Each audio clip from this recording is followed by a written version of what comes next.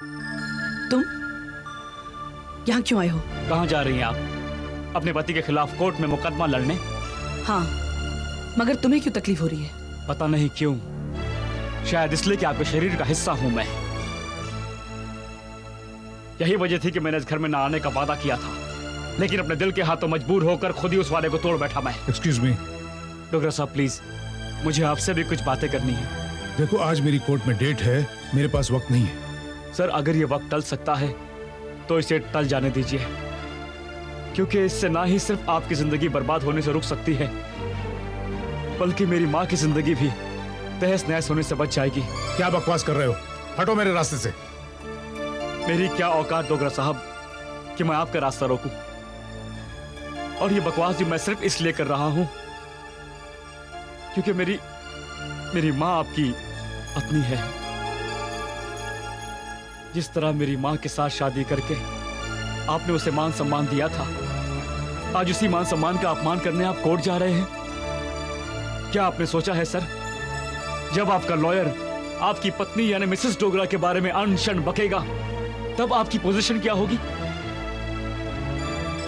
औरत मर्द की इज्जत होती है। अगर एक मर्द की औरत को कोई राह चलता आदमी छेड़ भी दे तो उसके बदन में आग लग जाती है, वो मारने मरने पर उतारू हो जाता है। सर, मैंने माना कि मेरी माँ एक बुरी औरत है, एक गिरी हुई औरत है, लेकिन वो आपकी पत्नी है सर। जिस तरह उसे स्वीकार करके आपने उस पर एहसान किया था, प्लीज उसे घर से ना निकालकर उस पर एक और एहसान कर दीजिए। सर, औरत की जिंदगी में दो ही दाग ऐसे होते हैं जो लाख मिटाने पर भी नहीं मिटते हैं। एक विधवापन का दाग और दूसरा तलाक का। डोगरा साहब, मैं आपके आगे हाथ जोड़ता हूं सर, आपके पैर पड़ता हूं। मेरी मां को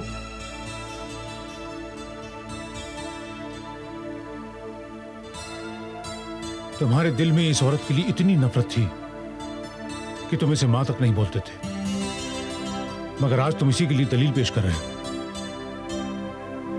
तुम्हारी बातों की सच्चाई ने मेरी आंखें खोल दी हैं प्रकाश।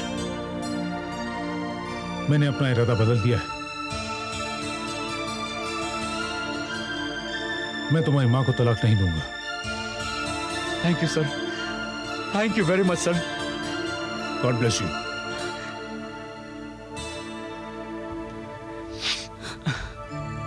प्रकाश, आज तक हमने सुना था कि माँ अपने बच्चे की आंखें खोलती है, मगर आज पहली बार मैं देख रही हूं कि एक बच्चा अपनी माँ की आंखें खोल रहा है। बेटा, आज तक मैं दुनिया की नजरों में एक गिरी हुई औरत थी। आज मैं सचमुच अपनी नजरों में गिर गई हूं। नहीं माँ, नहीं, मेहरबानी करके ऐसी बातें मत कीजिए। सुबह का भूला अगर शाम को घर लौटे तो उसे भूला नहीं कहते माँ। मुझे तो खुशी है कि आप देर से आई, लेकिन दुरुस्त आई। देर से ही सही, लेकिन आपने बुराई की ओर से अच्छाई की ओर कदम बढ़ाया तो माँ। मैं बहुत छोटा हूं माँ, लेकिन इतना जरूर समझता हूं कि औरत का सब कुछ उसके पति के कदमों में होता है। उसे दुनिया की 1000 नेमतें मिल जाए, लेकिन अगर पति का प्यार नहीं मिले तो उसकी हालत उस पेड़ जैसी होती है जो बाहर से तो मजबूत दिखाई देता है, लेकिन अंदर से उसकी जड़ें इतनी कमजोर, इतनी खोखली होती हैं कि हवा के एक मामूली सी झोंके से वो ढह जाता है। प्रकाश, तुम छोटे नहीं हो, तुम बहुत बड़े हो।